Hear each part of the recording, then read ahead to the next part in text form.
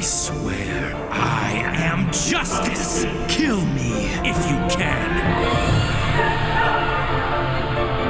What's up, YouTube? Welcome back to the Visualverse. It is your host, Ayande Joseph, and today I'm so excited to be talking about the hit anime TV show, Death Note. I haven't done an anime show for a while, so I feel like this video is long overdue. Now, Death Note, honestly, is not one of my favorite animes, but I think it was one of the most enjoyable ones for me to watch. I mean, it really is kind of like a brain twister for you to understand and really see the different psychological standpoints and perspectives of the show. It is a very, very complex show that has so many different ideas and themes that relate to the modern world, but also kind of shed light on fantastical ideas that you find in many anime shows. Now, first off, our main character, Light Yagami, is really one of a kind. This man, without spoiling it, is kind of our narcissistic lover for humanity, but really that just has his own goal at the end of the day. And I feel like this might sound crazy. At times, I can definitely relate to Light Yagami.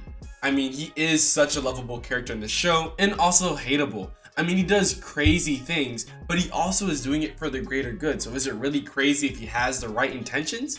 You tell me. He's kind of like an anti-hero of sorts when you look at it from that perspective, but I think going deeper onto it, he kind of does become a villain. Personally, I have conflicts with how the show ended. Again, I don't do spoilers on the Visualverse, so I won't tell you how it ended, but you have to check it out yourself to find out. As I said earlier, there's so many different complex themes and perspectives that go into a show like this, and it really makes you question your own moral judgments about what would you do if you had this Death Note that when you write anyone's name in it, they die. And I feel like that is a pretty insane power that most people probably wouldn't want. But maybe there's some out there that would want to utilize it for themselves. I mean, watching this show really made me think about, what would someone do if they had this power? And that's why it's such a brain twister that really makes you to think and be introspective to yourself. Personally, I really like animes where there's action and there's fighting, such as Demon Slayer, Hunter x Hunter, Attack on Titan.